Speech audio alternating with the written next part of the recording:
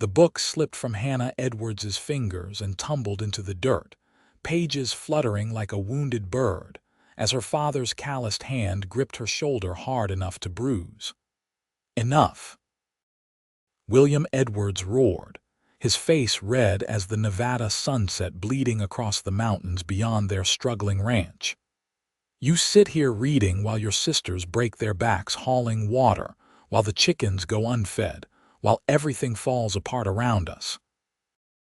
It was September of 1878, and the ranch outside Piotch, Nevada had seen better days, much like Hannah's relationship with her father, which had been crumbling since her mother died 2 years prior, leaving behind a daughter who sought refuge in worlds made of ink and paper rather than dust and disappointment.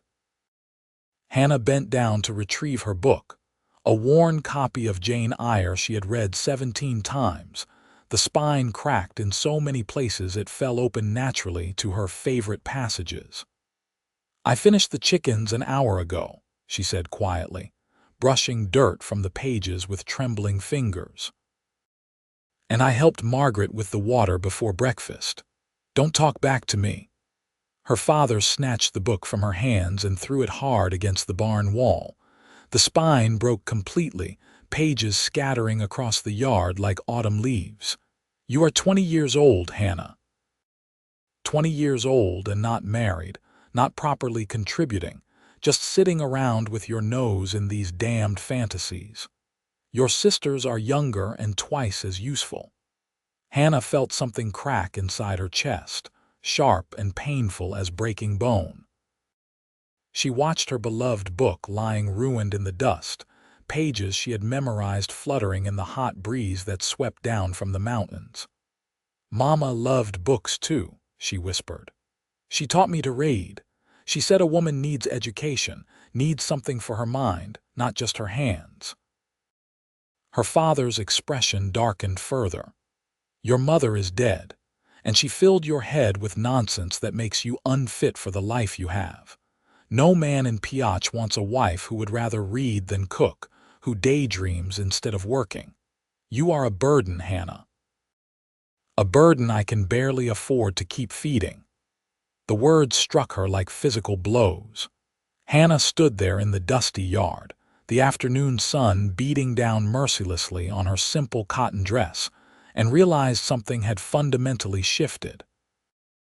Her father no longer saw her as a daughter, but as a problem to be solved, preferably by marriage to any man willing to take on a woman he considered defective. "Then perhaps I should leave," Hannah said, surprised by the steadiness in her own voice. "If I am such a burden." Her father laughed, a harsh sound without humor. "And go where? Do what? A woman alone with no skills worth selling, no sense in her head, you would not last a week." Hannah turned without another word and walked toward the house, her back straight despite the tears burning in her eyes. She could feel her father's gaze boring into her, could hear him muttering about ungrateful daughters and wasted resources. Inside the small ranch house, her two sisters looked up from where they were preparing dinner, their expressions sympathetic but resigned. Margaret, 18, reached out to touch Hannah's arm, but Hannah shook her head and climbed the ladder to the loft where she slept. That night, Hannah lay awake on her thin mattress, listening to the sounds of the ranch settling around her, the creak of wood cooling, the distant call of coyotes in the hills. She thought about the books she had managed to collect over the years, 23 precious volumes hidden in a wooden crate under her bed, each one acquired through careful saving, through coins hoarded from selling eggs in town, from sewing work done late into the night. She thought about her mother, who had taught her that stories were doorways to understanding the world, that reading was not an escape, but an expansion of self. She also thought about how her father had not always been this way, this hard and bitter. Before her mother died, before the ranch started failing, before the silver mines in Piotch began playing out and the town started its slow decline, he had been different. Not exactly warm, but not cruel either. Grief had changed him, twisted him into something sharp and cutting. Morning came too soon, bringing with it another day of chores and tension. Hannah fed the chickens, hauled water from the well, helped Margaret with the washing, all while avoiding her father's disapproving glare. By afternoon, she volunteered to take the wagon into Piotch to trade eggs for supplies, desperate for a few hours away from the ranch. The road into town wound through rough country, sagebrush and scrub giving way to the scattered buildings of Piotch proper. The town had boomed in the early 70s when the silver mines were producing heavily, but by 1878 the best ore was already extracted, and what remained was the skeleton of bigger dreams. Still, people lived here, worked here, hoped here. Hannah guided the wagon down Main Street, past the assay office and the general store, past saloons and boarding houses until she reached Mitchell's Mercantile. James Mitchell, a balding man in his 50s with kind eyes, smiled when she entered. "Miss Edwards, here with eggs again." "Yes, sir." "And hoping to trade for flour and coffee if you have enough." "Always do." He began counting out the eggs while Hannah browsed the shelves, her eyes inevitably drawn to the small section of books near the back. There were maybe a dozen volumes, most of them dime novels and agricultural manuals, but one caught her attention, a copy of Wuthering Heights she had never read. "How much for the book?" she asked, even though she knew she could not afford it after trading for necessities. James glanced over. $2. It has been sitting there for months. Nobody in Piotch seems much interested in reading novels these days. $2 might as well have been 200. Hannah touched the spine gently, then turned away. "Just the flour and coffee today." As James was measuring out flour, the door opened with a jangle of bells, and Hannah glanced up out of habit. The man who entered had to duck slightly to clear the doorframe, and Hannah found herself staring despite her better judgment. He was tall, well over 6 feet, with broad shoulders that strained against a worn flannel shirt. His hair was dark brown and fell past his collar, slightly shaggy in a way that suggested he cut it himself without much concern for fashion.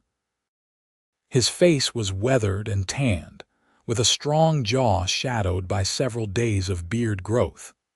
But it was his arms that caught her attention, muscled and powerful, the kind of strength that came from years of hard physical labor. He looked like he could tear apart a log with his bare hands or carry a full-grown cow across his shoulders. He nodded politely to Hannah, his eyes a startling clear gray, then turned to James. "Need to pick up that order. The nails and wire." His voice was deep and quiet, with an accent Hannah could not quite place, something Eastern maybe, softened by time in the West. "Of course, Liam. Got it ready in the back." James disappeared into the storeroom, leaving Hannah alone with the mountain man. She had seen him before, she realized, though never this close. He lived somewhere up in the mountains east of town, came down maybe once a month for supplies. People talked about him sometimes, the way small-town people talk about anyone unusual. He kept to himself, did not drink in the saloons or socialize. Some said he was a trapper, others that he was hiding from something back east. The general consensus was that he was odd but harmless. Liam Quinn glanced at the books on the shelf, then noticed Hannah still hovering near them. "You like to read?" The question was so unexpected that Hannah answered honestly. "Yes, very much." He nodded as if this made perfect sense. "Books are good company, better than most people I find." Something about the way he said it, matter of fact rather than bitter, made Hannah smile for the first time in days. "I think so too, though my father considers it a character flaw." Liam's gray eyes studied her for a moment, and Hannah felt herself flush under the attention. There was something about his gaze that was both gentle and intense, as if he truly saw her rather than just looking through her the way most people did. "Your father is wrong," Liam said simply. Then James returned with a crate of supplies, and the moment passed. Hannah took her flour and coffee and left, but as she drove the wagon out of town, she found herself thinking about the quiet mountain man with the gray eyes and the unexpected kindness. It was a small thing, those few words of validation, but they had settled into her chest like warm stones, radiating comfort. The next week brought more of the same tensions at the ranch. Her father seemed determined to find fault with everything Hannah did.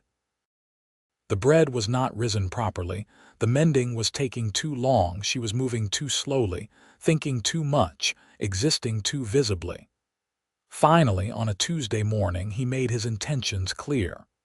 "Robert Sullivan asked about you," her father announced over breakfast. "He is looking for a wife. Lost his first one last winter to pneumonia. He has 3 children who need a mother." Hannah's stomach dropped.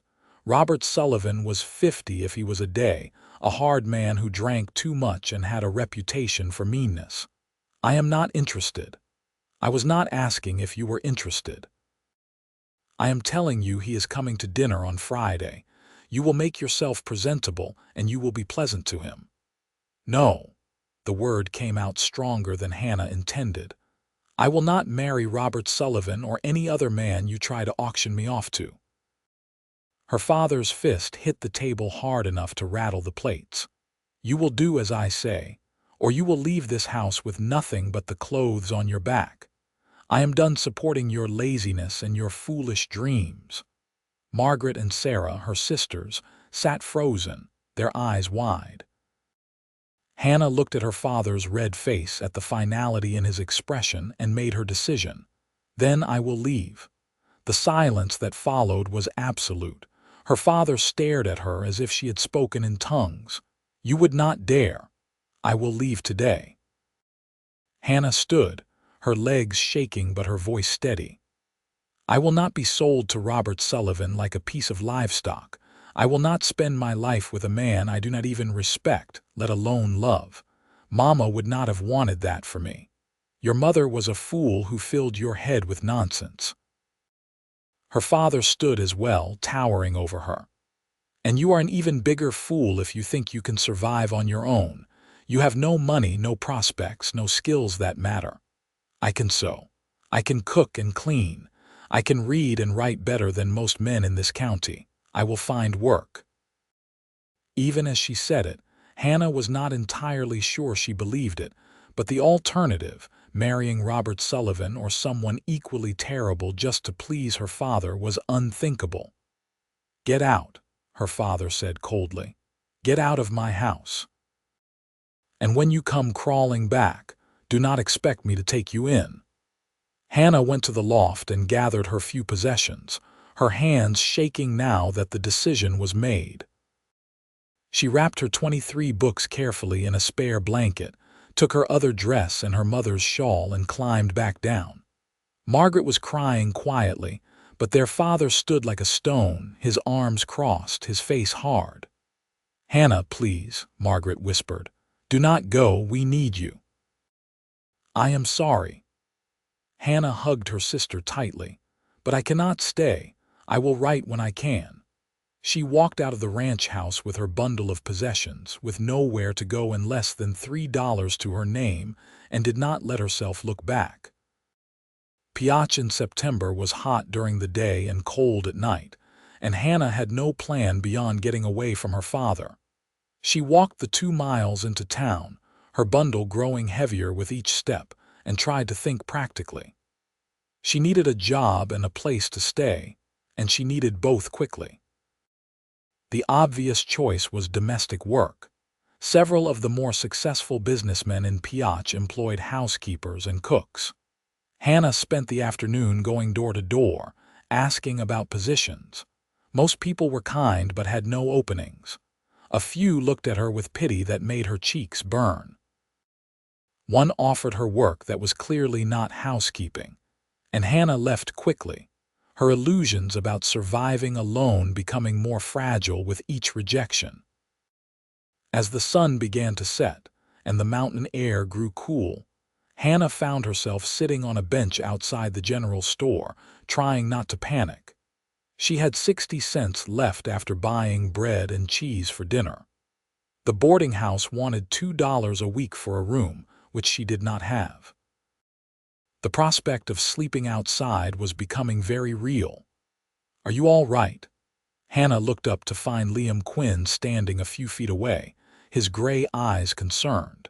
He held a coil of rope in one hand and a bag of supplies in the other, clearly having just left the mercantile.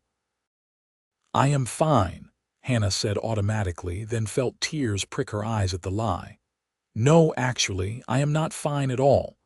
Liam set down his supplies and sat on the bench, not too close but near enough that his presence felt steadying. "What happened?" Something about his quiet manner, the way he asked without judgment or curiosity, made Hannah want to tell him everything. So she did. The words spilled out about her father and the books and Robert Sullivan, about leaving with nowhere to go and no prospects. Liam listened without interrupting, his weathered face thoughtful.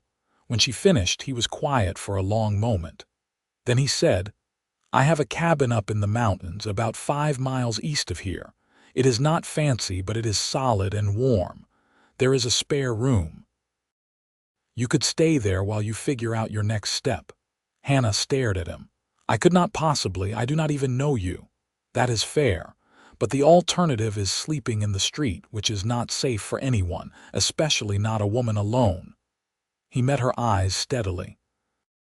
"I am not offering anything improper, just a safe place to stay.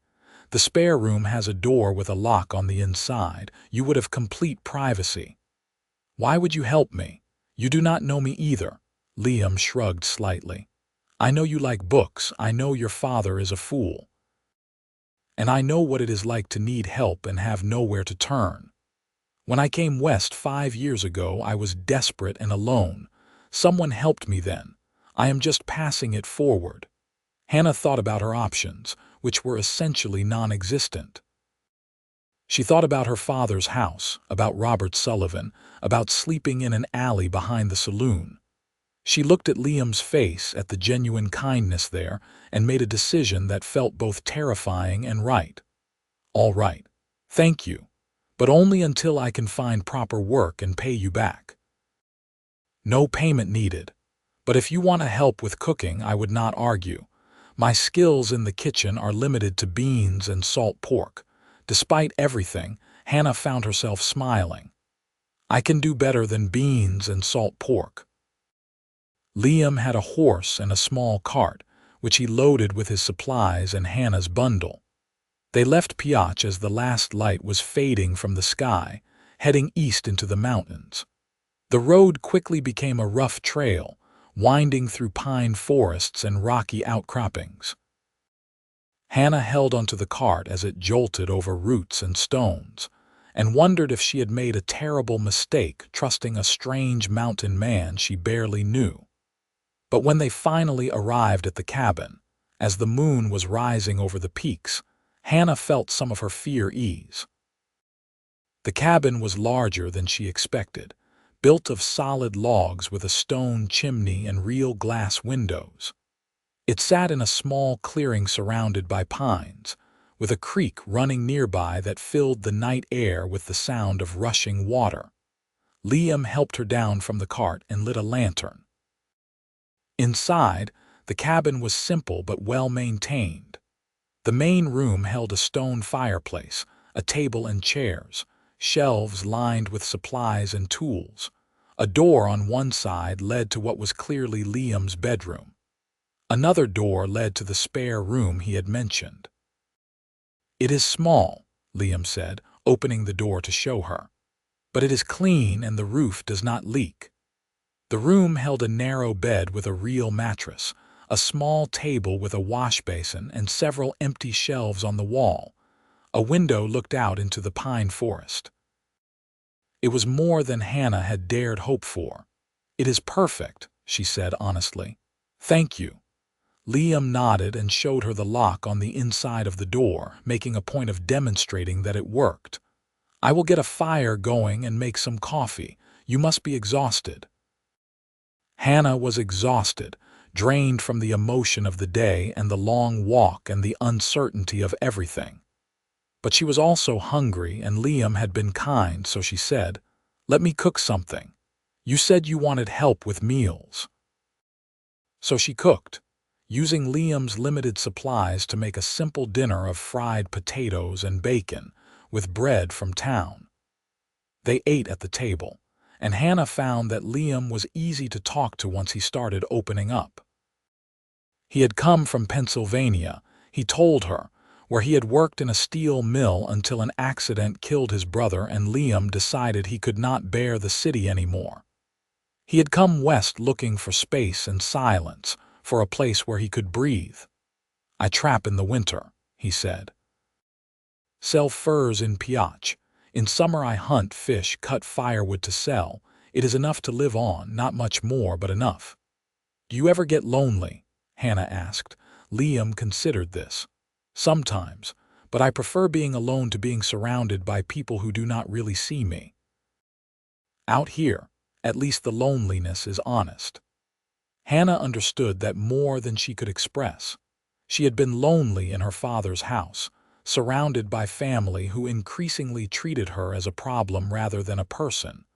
Over the next few days, Hannah settled into an unexpected routine.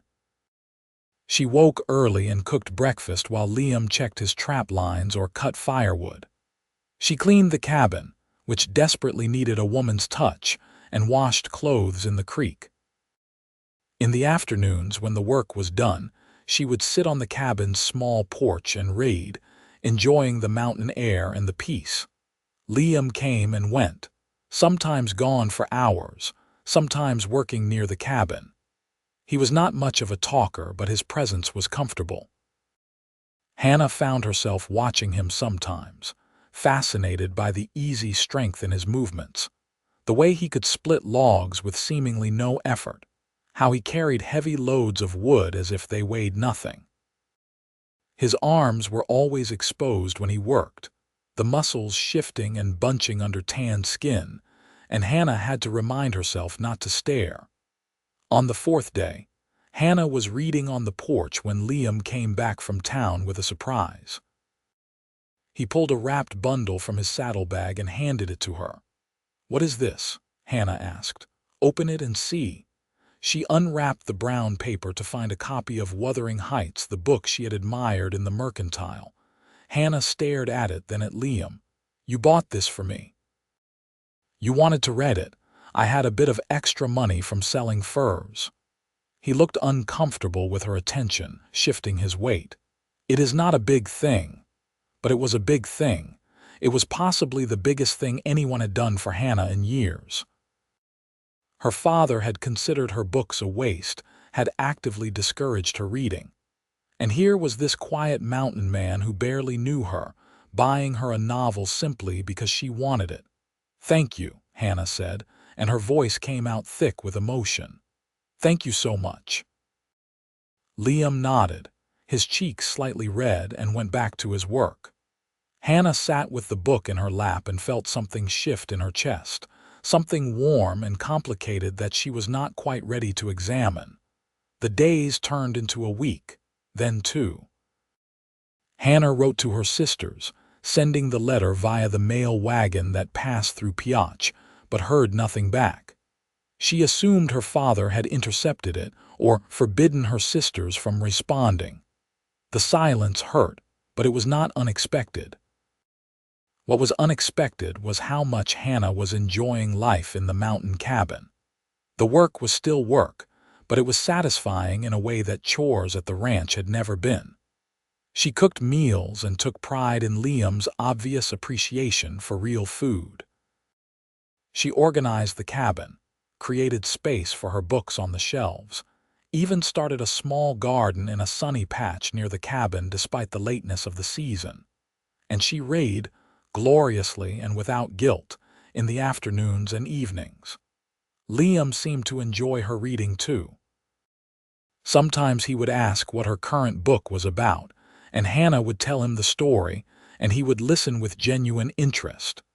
"You are a good storyteller," he said one evening as they sat on the porch watching the sun set over the mountains. "You make the books come alive." "I love stories," Hannah admitted. "Always have. My mother used to say I lived half my life in books. Is that a bad thing?" My father thought so. Liam was quiet for a moment. "I think people who love stories understand something important. They understand that life is bigger than just survival, that we need meaning and beauty, not just food and shelter." Hannah looked at him in surprise. For a mountain man who lived alone in the wilderness, Liam had a surprisingly poetic soul. "Did you go to school?" she asked. "Through 8th grade, which was more than most in my neighborhood. My mother was a teacher before she married. She made sure my brother and I could read and write properly." A shadow crossed his face at the mention of his brother. "She died when I was 16. Cholera." My father had already passed by then, so it was just my brother and me working at the mill. "I am sorry," Hannah said softly, "about your mother and your brother.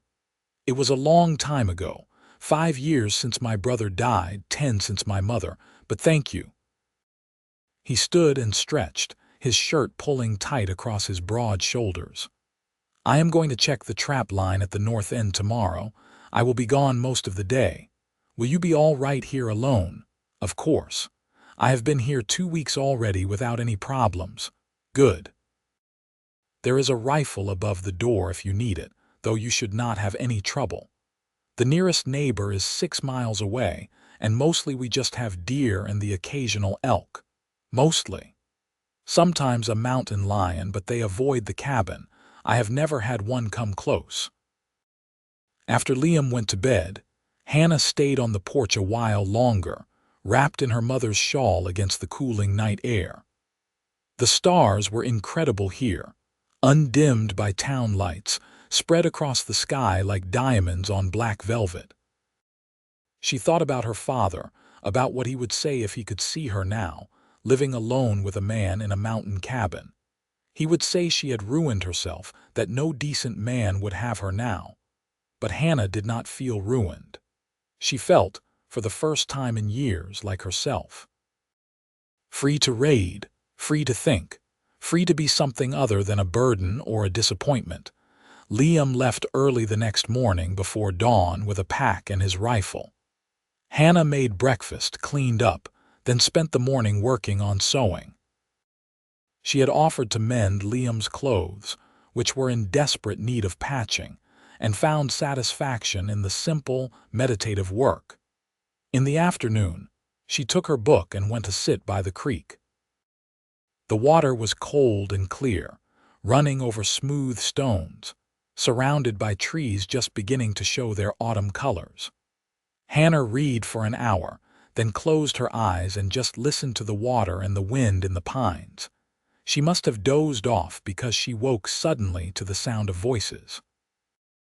Male voices, rough and loud, coming from the direction of the cabin. Hannah's heart began to pound. She stood quietly, leaving her book on the rock, and crept through the trees toward the cabin. 3 men on horseback were in the clearing, dismounted and looking around. They did not look like friendly neighbors. "Quinn," one of them yelled, "we know you are here, come on out." Hannah stayed hidden behind a large pine, trying to decide what to do. These men clearly wanted Liam, but he was not here. Should she reveal herself, hide and hope they left? The decision was made for her when one of the men spotted her through the trees. "Hey, there is someone there," Hannah ran. She did not think, just acted on pure instinct, crashing through the underbrush away from the cabin. Behind her, she heard shouting and the sound of pursuit. She was fast, but the men were faster, and they knew she could not get far on foot. A hand grabbed her arm and yanked her backward. Hannah screamed and fought, kicking and scratching, but the man was much stronger. He dragged her back toward the cabin while she struggled. "Let me go." I do not know you. Let me go. The man holding her was tall and thin with a scarred face and mean eyes. Where is Quinn? I do not know who you are talking about. Do not lie, girl. This is his cabin. We followed him here months ago. Now where is he? The other two men had gathered around now. One of them, shorter and stocky with a thick beard, looked her up and down in a way that made Hannah's skin crawl. Maybe Quinn is not here, but this is still a profitable stop. Please, Hannah said, trying to keep her voice steady despite her terror. I do not have anything valuable. Just let me go. We are not after valuables, the scarred man said. We are after Quinn. He owes us, see. We had a dispute over a claim back in the spring, and he ran us off at gunpoint. Said if we came back, he would kill us. But we figured we would come back anyway once we had enough men. He is not here, Hannah said desperately. He left this morning. I do not know when he is coming back. The bearded man tightened his grip on her arm. Then I guess we will just have to wait for him, and keep ourselves entertained while we do. Hannah's blood ran cold. She renewed her struggles, managing to wrench one arm free and rake her nails across the bearded man's face. He cursed and backhanded her hard enough that she fell to the ground, her head ringing, through the haze of pain and fear. Hannah heard something that made her heart leap.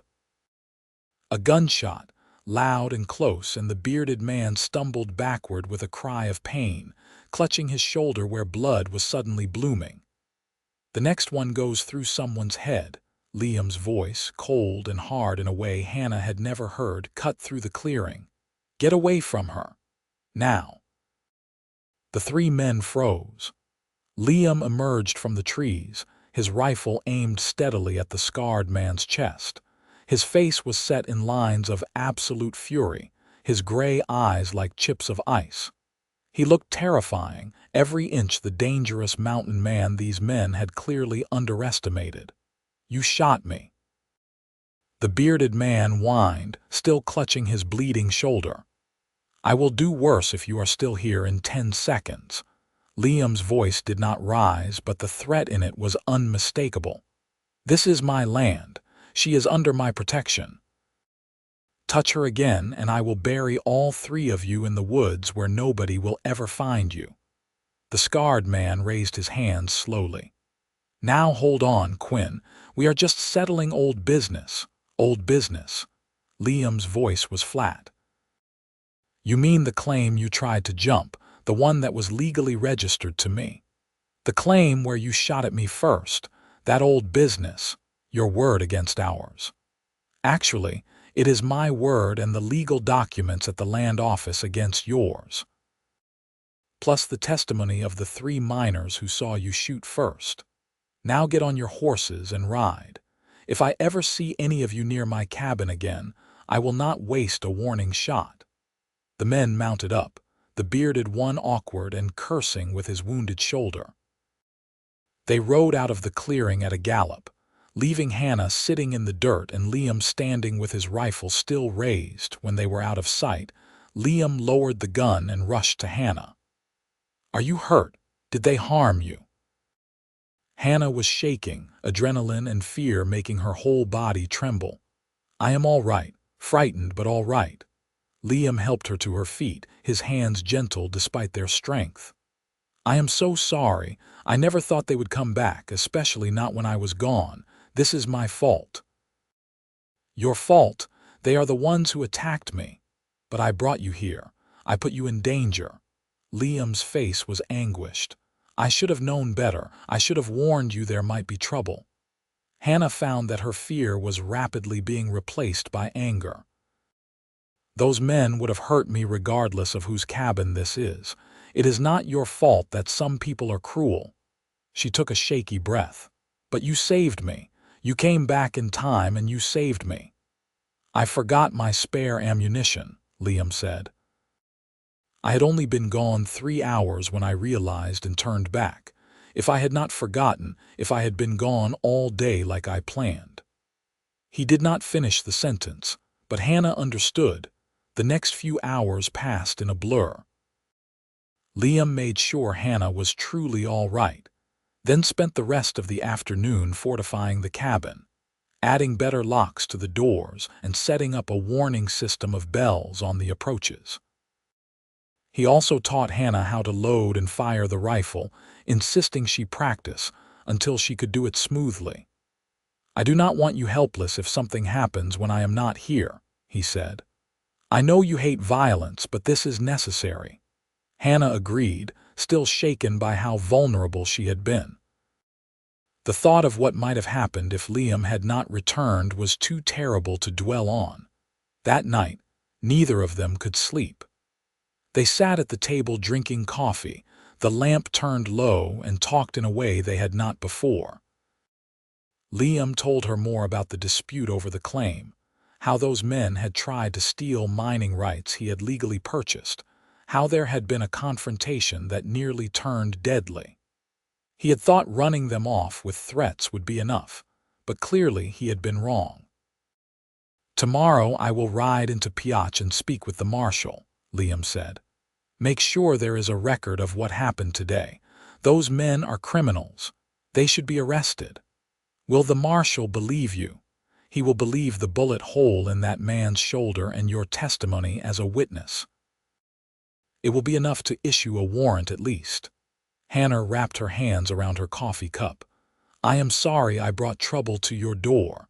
You did not bring anything, and even if you had, I would not regret offering you shelter."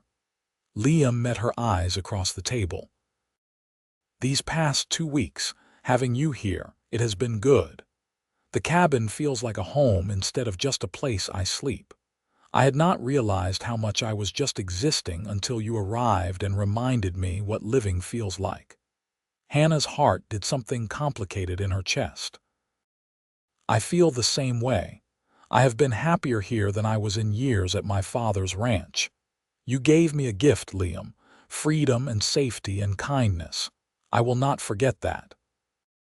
They looked at each other in the lamplight, and Hannah felt the air between them change, become charged with something unnamed but undeniable.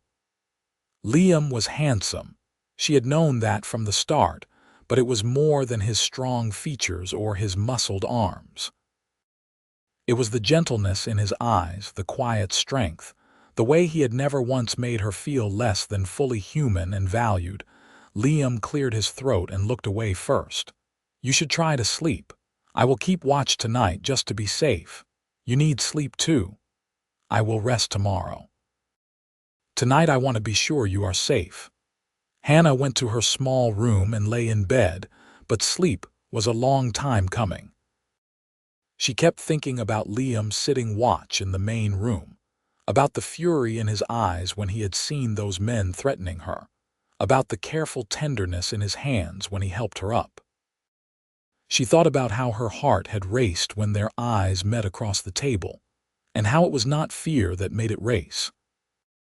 The next morning, Liam made the trip into Piach and returned with the marshal, a gruff older man named Tom Cooper, who took Hannah's statement and assured her that a warrant would be issued for the 3 men. "They are known troublemakers," Marshal Cooper said. "Been causing problems up and down this territory. Good riddance if they move on." After the marshal left, life returned to something resembling normalcy, though Hannah noticed Liam was more vigilant now, more careful about making sure she knew how to defend herself if needed. She also noticed that he seemed to find more reasons to stay close to the cabin, to be nearby when she was working outside. One afternoon in early October, as the aspens were turning gold on the mountainsides, Hannah was working in her small garden when Liam came and knelt beside her. "I have been thinking," he said, "about your situation. You have been here almost a month now." Hannah's heart sank. This was it, the conversation where he asked her to leave, where he explained that she could not stay indefinitely. "I know," she said quietly. "I have been trying to think of where I could go, what work I could find in town." "That is not what I meant." Liam pulled up a weed absently. "What I meant was, you have been here a month and I have not wanted you to leave for a single day of it. This cabin is better with you in it." I am better with you here." Hannah looked up at him, hardly daring to breathe. "What are you saying?" "I am saying that I would like you to stay. Not as a guest, not temporarily, but permanently. As my wife, if you would have me." Hannah's hands stilled in the dirt. "You want to marry me?" "I know it is sudden. I know I do not have much to offer. Just this cabin and a simple life in the mountains. No wealth, no society, no excitement. But I would work hard to make you happy. I would never stop you from reading or tell you that books are foolish. I would build you a whole library if that is what you wanted." Liam's voice was steady, but his eyes were vulnerable. "I care for you, Hannah. More than I expected to care for anyone ever again. These weeks with you have shown me what I was missing, what I did not even know I needed." Hannah felt tears prick her eyes. "I care for you too. I have been trying not to, trying to tell myself I was just grateful for your help, but it is more than that. You see me, Liam. Really see me, not just as a burden or a problem or a woman who should be something she is not. You see who I actually am, and you do not ask me to change. Then marry me. Stay here with me. We will build a life together." Yes. The word came out without hesitation, feeling more right than anything Hannah had ever said. "Yes, I will marry you." Liam's face broke into a wide smile, the first truly unguarded expression Hannah had seen from him.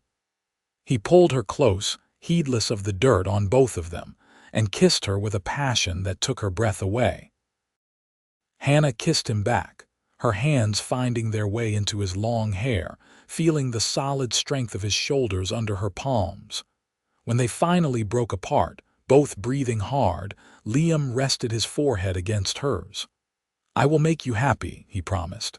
"I swear it." "You already do," Hannah said honestly. They were married 2 weeks later in Piotch, with Marshall Cooper and James Mitchell from the Mercantile standing as witnesses. Hannah wore a new dress that Liam insisted on buying for her, a deep blue cotton that brought out her eyes. Liam wore his best shirt and actually trimmed his hair and beard, though Hannah told him she liked him just fine, wild, and shaggy. The ceremony was simple, conducted by a traveling preacher who happened to be passing through.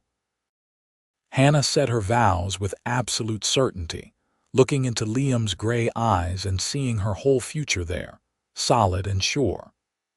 When the preacher pronounced them married and Liam kissed her in front of God and their few witnesses, Hannah felt a joy so complete it was almost painful. They stayed in Piotch that night at the boarding house, in a real room with a real bed and privacy. Liam was gentle with Hannah, careful and patient, making sure she felt safe and cherished. Hannah discovered that physical love was not the frightening or clinical thing she had been led to believe, but something wonderful and connecting, a language of touch and breath, and shared pleasure. "I love you," Liam murmured against her hair as they lay tangled together afterward. "I did not think I could feel this way about anyone." "I love you too," Hannah said, tracing the muscles of his chest with her fingertips. "I did not know it was possible to be this happy." They returned to the cabin the next day, and Hannah found herself seeing it with new eyes. This was not just shelter anymore, not just a temporary refuge. This was her home. Her and Liam's home, where they would build their life together. Over the next few weeks, Liam worked on a project in secret, spending hours in the small shed behind the cabin, telling Hannah it was a surprise and refusing to let her see what he was building. Hannah respected his privacy, though her curiosity was intense. Finally, on a cold November morning with the first real snow dusting the mountains, Liam came into the cabin where Hannah was cooking breakfast and said, "It is ready. Come see." Hannah followed him outside to the shed, which he had clearly spent considerable time cleaning and organizing.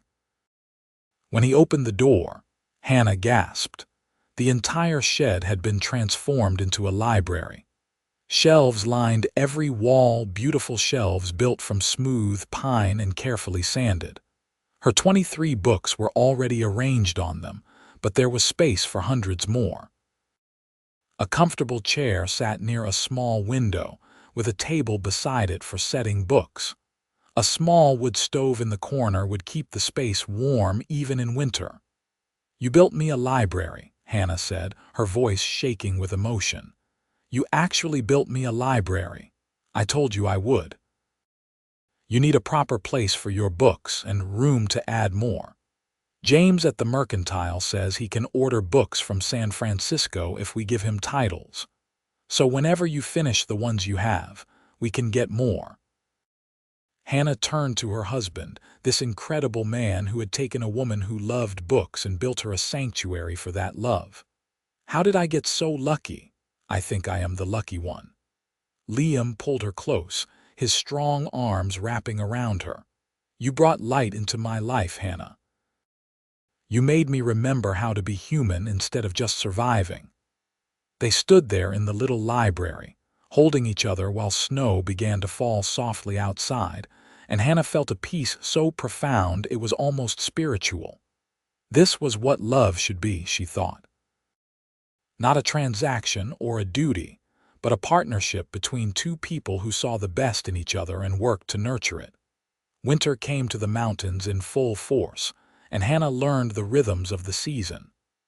Liam ran his trap lines and hunted, bringing back furs to sell and meat to smoke. Hannah cooked and preserved food, sewed and mended, and spent hours in her library reading by the warm stove while snow piled deep outside. Evenings, they would sit together by the fireplace, and Hannah would read aloud while Liam worked on small projects, carving or mending tools. Sometimes he would just watch her, his eyes soft, and Hannah would lose her place in the book because his attention made her heart race. They made love frequently, learning each other's bodies and preferences, finding joy in the physical expression of their emotional connection. Hannah discovered that she enjoyed the feeling of Liam's strength, the way his muscled arms could lift her effortlessly, the solid warmth of him beside her in bed at night. Christmas came, and Hannah made a special dinner with venison and dried apples, and bread that actually rose properly. She gave Liam a new shirt she had sewn, with careful attention to fit his broad shoulders. He gave her 3 new books that James Mitchell had ordered special from San Francisco, a volume of poetry, a novel she had never heard of, and a collection of Shakespeare's plays. "How did you afford this?" Hannah asked, overwhelmed by the gift. "I saved, sold extra furs. It was worth it to see your face right now." Hannah kissed him thoroughly, books temporarily forgotten, and they ended up making love in front of the fireplace with the Christmas dinner going cold on the table. In January, Hannah realized her monthly courses had not come. She waited another week to be sure, then told Liam one evening as they sat together reading, "I think I am with child." Liam's book tumbled from his hands. "Truly, I think so. It is early yet, but the signs are there." Liam pulled her into his arms so tightly she could barely breathe. "A child, our child. Hannah, that is incredible. You are happy." Hannah had been nervous about his reaction, unsure if he wanted children or if this would seem like too much too fast. Happy does not begin to cover it. Liam pulled back to look at her face, his eyes bright. "A child, with you, it is more than I ever dreamed of having." The pregnancy progressed smoothly through the winter and into spring. Hannah's body changed, her belly swelling with new life, and Liam became even more protective, insisting she not lift heavy things or work too hard. Hannah found it both endearing and occasionally frustrating, but she understood his care came from love. In March, Hannah received a letter forwarded through the Mercantile. It was from her sister Margaret. "Dear Hannah," the letter read, "I hope this finds you well. Father forbade us to write to you, but I had to reach out. Sarah and I miss you terribly.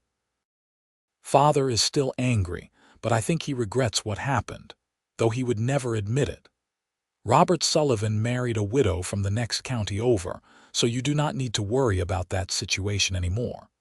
I heard through town gossip that you married a mountain man named Quinn. I hope he treats you well and that you are happy. Please write when you can. With love, Margaret. Hannah showed the letter to Liam that evening. I want to invite them to visit, my sisters. Is that all right? Of course. They are your family. This is your home, Hannah. You can invite anyone you want. So Hannah wrote back, extending an invitation for Margaret and Sarah to visit come summer. She also wrote a separate, more difficult letter to her father, telling him about her marriage and the coming baby, offering reconciliation if he wanted it. She received a response from Margaret within a month, excited and accepting. From her father, there was only silence. May brought warmer weather and wildflowers across the mountain meadows. Hannah was heavily pregnant now, moving slowly but feeling well. Liam had already made a cradle, beautiful and smooth, carved with designs of pine trees and mountains. He had also ridden to Piach and spoken with the doctor there, making arrangements for Hannah to stay in town when her time came. But as it turned out, the baby had other plans. On a warm evening in late May, as Hannah was finishing dinner, her water broke. The pains started soon after, coming fast and hard. I need to get you to town, Liam said, trying to hide his panic. There is no time. Hannah gripped the table as another contraction hit. The baby is coming now. Liam went pale but pulled himself together. He had helped deliver calves and foals before, he told himself. The principle was the same, just infinitely more important and terrifying. He got Hannah to the bed, gathered clean cloths and hot water, and talked her through each contraction with a steadiness he did not entirely feel. Hannah bore down and pushed, her face red with effort, her hand gripping Liam's so hard his bones creaked. And then, as the sun was setting and painting the cabin walls gold, their son was born. Liam caught him, this tiny perfect person, and carefully cleaned him and wrapped him in a soft blanket before placing him in Hannah's arms. A boy, Hannah said, tears streaming down her face as she looked at her son. We have a son. He is perfect, Liam said hoarsely, his own eyes wet. You are perfect. I love you both so much. They named him Thomas, after Liam's brother, and he was a healthy baby with strong lungs and his father's gray eyes. Liam was a devoted father, getting up for night feedings, walking the floor when Thomas was fussy, handling the tiny infant with surprising gentleness despite his large, rough hands. Hannah healed and adjusted to motherhood, finding joy in nursing her son and watching him grow. The library got slightly less use those first few months, but Hannah did not mind. She read while nursing, while Thomas napped, and Liam would often come in to find his wife and son asleep in the chair, a book fallen open in Hannah's lap. In July, Margaret and Sarah came to visit, making the journey from the ranch with supplies and excitement. They fell in love with baby Thomas immediately and were clearly impressed by the cabin and the library and Liam's quiet competence. You look happy, Margaret said to Hannah as they sat on the porch while Sarah played with the baby. Really, truly happy in a way you never were at home. I am happy. Happier than I knew was possible. Father asks about you sometimes. Not directly, but he will say things like, I wonder if Hannah is eating properly, or I wonder if that mountain man treats her well. I think he misses you but is too proud to admit he was wrong. Hannah thought about this. If he wants to visit to meet his grandson, he would be welcome, but I will not apologize for the choices I made. I will not pretend I should have stayed and married Robert Sullivan just to please him. I do not think he expects you to. I think he just needs time. Margaret and Sarah stayed for a week, and it was a good visit. They helped with chores and cooking, admired the library, and told Hannah news from Piach and the ranch. When they left, promising to visit again, Hannah felt more at peace with her family situation. The seasons turned. Thomas grew from an infant to a chubby baby who smiled and laughed, then to a toddler learning to walk. Liam built him toys and held him on the horse and taught him to recognize animal tracks. Hannah read to him every day, already instilling a love of stories. On Thomas's first birthday, Hannah found out she was pregnant again. This time Liam insisted she see the doctor in Piotr regularly, taking no chances. The pregnancy was smooth, and in the spring Hannah gave birth to their daughter Grace, with the doctor present this time in the cabin. Grace had Hannah's dark hair and delicate features, and Liam was completely smitten. "I have a daughter," he kept saying, marveling at the tiny girl in his arms. "A son and a daughter. I am the luckiest man alive." Life continued its rhythms. The children grew. The library expanded as Liam built more shelves and Hannah collected more books. They were happy in their mountain home, their love deepening with each passing season. When Thomas was 3 and Grace was 1, Hannah's father finally came to visit. He arrived without warning one afternoon, riding up to the cabin looking older and more tired than Hannah remembered. She met him in the yard, her heart pounding. "Papa," she said quietly. William Edwards looked at his daughter, really looked at her, perhaps for the first time in years. "You look well," he said finally. "Happy. I am happy. I came to apologize. I was wrong, Hannah, about the books, about Robert Sullivan, about everything. Your mother, if she were alive, would never have forgiven me for how I treated you." His voice was rough with emotion. "I do not expect you to forgive me either, but I needed you to know I was wrong." Hannah felt tears prick her eyes. "I forgive you, Papa. Come inside. Meet your grandchildren." The visit was awkward at first, but William was good with the children, and Thomas in particular took a liking to his grandfather. By the end of the afternoon, some of the old wounds had started to heal. William came to visit more regularly after that, making the trip once a month or so. He never fully understood Hannah's love of reading, but he stopped criticizing it, and that was enough. He and Liam developed a cautious respect for each other, two men who both loved Hannah finding common ground. Years passed. Hannah and Liam added 2 more children to their family, another son named James and a daughter named Rose. The cabin was extended to accommodate the growing family, with more bedrooms and a larger main room. The library grew to several hundred volumes, a treasure trove of stories and knowledge. Thomas learned to read at 4 and was soon devouring books as voraciously as his mother. Grace preferred outdoor activities, but enjoyed being read to. James and Rose were still young, but Hannah had no doubt they too would grow up surrounded by stories and love. Hannah wrote 3 books of her own over the years, collections of stories and observations about mountain life. Liam encouraged her writing, proud of his wife's talent. She tried to get them published, sending manuscripts to San Francisco, and though she received rejections, she kept trying. On a summer evening when Hannah was 32 and Liam 35, they sat on their porch watching their 4 children play in the meadow beyond the cabin. Thomas was 11 now, tall and serious like his father. Grace was 9, wild and fearless. James was 6, a sweet-natured boy who loved animals.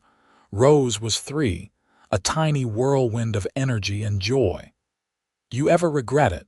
Liam asked, reaching over to take Hannah's hand. "Leaving your father's ranch, coming here, building this life?" Hannah looked at her husband, at his gray eyes that still made her heart race, at the strength in his weathered face, at the gentle way he held her hand. She thought about the library he had built her, the home they had created, the children they were raising in love rather than criticism. "Not for a single moment," she said honestly. "This is exactly the life I was meant to live. You are exactly who I was meant to love. Liam smiled and leaned over to kiss her, soft and sweet. I feel the same way. Every single day, I wake up grateful that you walked into Mitchell's Mercantile that afternoon. Grateful that you trusted me enough to come here. Grateful for every moment since. That night, after the children were in bed, Hannah and Liam walked to the library. It was Hannah's habit to read for an hour before sleep, and Liam often joined her now, finally developing his own love of books through Hannah's infectious enthusiasm. They sat in the two chairs Liam had built, comfortable and worn with use, and Hannah opened the book they were reading together, a novel about adventure on the high seas. She read aloud while Liam listened, his eyes on her face more than the book, and when she paused he would comment or ask questions that showed he was truly engaged with the story. This was happiness, Hannah thought as she read. This exact moment, in this room full of books her husband had built for her, with their children sleeping safely in the next room, with the man she loved listening to her voice. This was what she had dreamed of in all those years when her father told her books were foolish, that reading was a waste.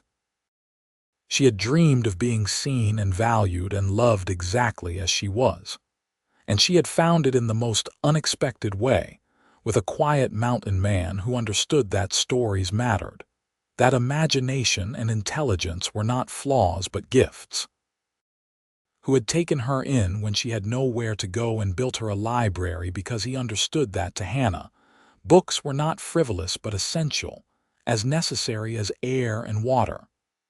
"I love you," Liam said when Hannah finished the chapter and closed the book. "More today than yesterday, more tomorrow than today. I love you too, always." They walked back to their bedroom hand in hand, past their sleeping children, past the life they had built together board by board and day by day. And when Hannah lay down to sleep in her mountain home, surrounded by the family she and Liam had created, she felt a contentment so deep and true it was like grace. The years continued to turn, as years do. The children grew and eventually started families of their own, though Thomas and Grace stayed nearby, building their own cabins in the mountains. James became a teacher in Piotch, spreading the love of learning his mother had instilled. Rose married a rancher and moved to California, but visited often with her own children. Hannah and Liam grew older together, their hair turning gray, their bodies slowing but their love never diminishing. They had built something rare and precious, a true partnership, a marriage of equals who respected and cherished each other. The library continued to expand, books acquired and read and loved. Hannah finally had one of her manuscripts accepted for publication when she was 45, a small success that meant the world to her. Liam was prouder than she was, buying copies to give to everyone they knew. On their 25th wedding anniversary, Liam took Hannah back to Piotch, to the bench outside Mitchell's Mercantile where he had first offered her shelter. They sat there together, their hands clasped, and remembered the frightened young woman and the quiet mountain man who had found each other at exactly the right moment. "Best decision I ever made," Liam said, "offering you that room in my cabin. Best decision I ever made was saying yes." Hannah leaned her head on his shoulder, still fitting perfectly against him after all these years. "You saved me, Liam, in every way a person can be saved." "We saved each other," Liam corrected gently. "I was just existing before you. You taught me how to live." They went home to their mountain, to the cabin that had expanded over the years into a real house, to the library that now held over 1,000 volumes. Their grandchildren came to visit often, and Hannah read to them the way she had read to their parents, passing down the love of stories to the next generation. Years later, when Hannah and Liam were old and their children grown with children of their own, they still sat together every evening in the library. They moved slower now, their bodies weathered by time and hard work, but their minds were sharp, and their love was as strong as ever. One evening in late autumn, as the first snow was falling and the fire crackled warmly in the stove, Hannah looked up from her book to find Liam watching her with an expression of such profound love and contentment that it took her breath away. "What are you thinking?" she asked. "That I am the luckiest man who ever lived. That I have spent my life with the woman I love in this home we built, surrounded by the books and the children and the grandchildren. That if I died tomorrow, I would die completely satisfied with the life I lived."